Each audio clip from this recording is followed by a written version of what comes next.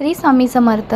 बघा, सारामृत नेहमीप्रमाणे वाचता वाचता आज काही झालं, मध्येच काही जाणवलं नाही, पण महाराजांच्याकडे हात पसरावासा वाटला आणि असं वाटलं की महाराजांनी तो फूल माझ्या हातावरती टाकावं आणि मला आशीर्वाद द्यावा.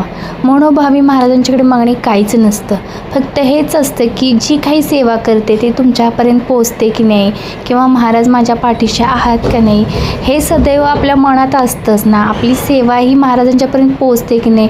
खूप नैराश्य झालं होते, पण वाचन सोडले नाही आहे. शेवटी मी महाराजांच्याकडे थकली मागून मागून. एक 5 ते 10 मिनटाचाच कालावधी होता. शेवटी माझे वाचन चालू केले आणि महाराजांच्याकडे कॅमेरा केला. मला माहीत होतं की महाराज मला आशीर्वाद कशा ना कशा स्वरूपात देणार, हे माझं मन सांगत होतं. आणि माझं मन मला जेव्हा सांगतं ना, तेव्हा खरंच महाराज माझ्या पाठीशी असतात आणि महाराज मला साथ देतात हेही माहिती आहे. बघा, अशा स्वरूपात महाराजांनी फूल टाकलं आणि मला आशीर्वाद दिला. म्हणजे माझ्या भक्तीत आणि माझ्या मनाची भावना ही महाराजांच्यापर्यंत पोचली होती.